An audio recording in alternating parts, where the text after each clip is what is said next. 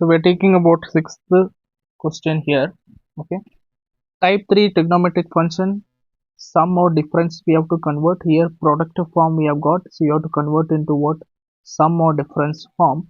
So as we have discussed before also, we have solved problems. Here we have got hyperbolic function. So whenever we're getting hyperbolic function and we have to find the nth derivative, we have to convert the hyperbolic function into exponential function. How to convert? We have already studied the formula. Cos hyperbolic function x is equal to e power x plus e power minus 6 divided by 2. So this is how we can convert. The same thing applies here. So I'll name this function as y. Y cos hx can be directly written as e power x plus e power minus 6 by 2 into sin x. Now this again it is in product form. We can convert in sum form, just multiply sign inside. So what will happen to this? E power x, so 1 by 2 I'll take outside, that is better. So 1 by 2 outside, it will be e power x into sine x plus e power minus 6 into sine x. Now we can find the nth derivative directly because it is in sum form, and we have got the formula for the nth derivative e power x into sine x. That formula we'll be discussing. So first we will write yn, which is the nth derivative, 1 by 2 outside, into nth derivative of e power x into sin x plus nth derivative of d power n. Okay, it is e power minus 6 into sin x. So this particular thing, nth derivative I have to find. So d power n basically means what? Nth derivative. If you want, you can write it. Otherwise it is understood from writing that y power yn already you have written, so that it is understood that we are finding nth derivative. Okay, so here, so if we are having y is equal to e power ax into sine bx plus c, then what is the nth derivative, right? That is the question. What is the nth derivative? So nth derivative becomes what? Square root of a square plus b square whole power n into e power ax sine n into tan inverse b by a plus bx plus c. This is the formula. This formula has to be applied here. So what will happen? Let us see. Yn becomes 1 by 2 as it is. Now e power ax into sine x is there. Now what is a value, what is b value, we have to consider, right? If you observe carefully with the standard form, e power ax, so coefficient of x in e power ax will be the a value, which is 1. So here it is 1. Sine bx plus c. So what will be b? B will be the coefficient of here. So here it will be b. B will be 1. What about c? C is 0 because it is not there. So all the values we have got, just substitute here. So it will be square root of a square plus b square. So it will be 1 square plus 1 square power n e power ax. So x itself sine n into tan inverse b by a. B by a in the sense 1 by 1 into bx plus c.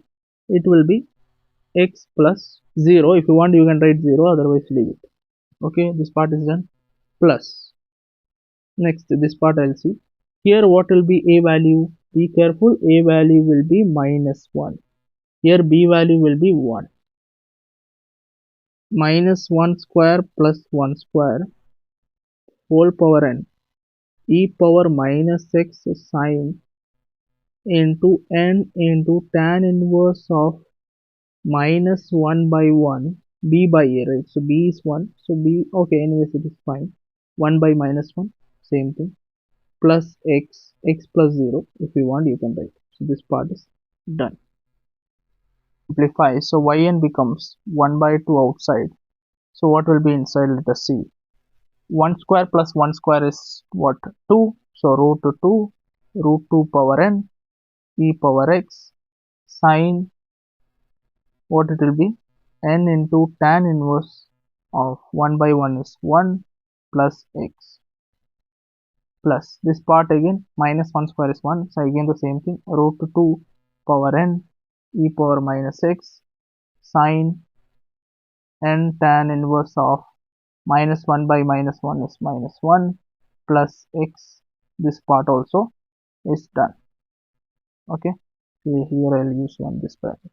So root 2 power n can be taken outside, right? So that is common. So yn is equal to root 2 power n I'll take outside by 2 into what is inside them, e power x sine n tan inverse of 1 plus x plus e power minus sine n tan inverse of minus 1 plus x. Now further simplification can be done, but you can leave it here also. What simplification? See, this is what n is their power.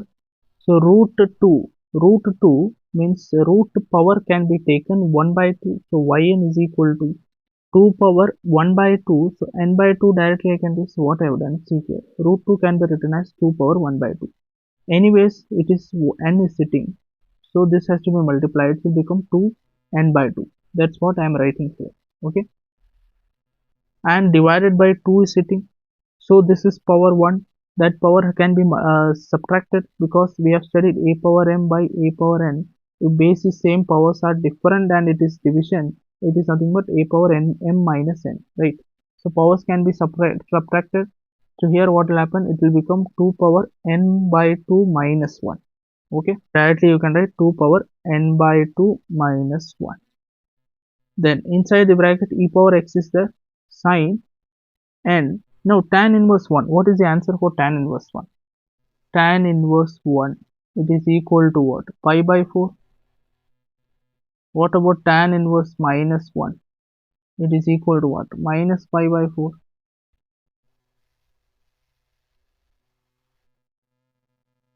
How you got, man?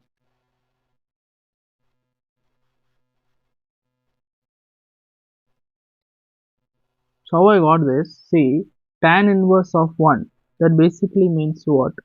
So what value of tan will give you 1 as the answer? In tan table, if you observe 45 degree, tan 45 is how much? 1. So that means what? Tan inverse of 45 degree basically means pi by 4, right? 180 by 4 is 45. So tan inverse of 1 will give you what? Pi by 4. Or tan of pi by 4 will give you the answer as 1. So what about minus this thing? See, tan inverse of minus x is what? Minus tan inverse x. So same logic we are applying. So again, minus of this particular thing is what? Pi by 4.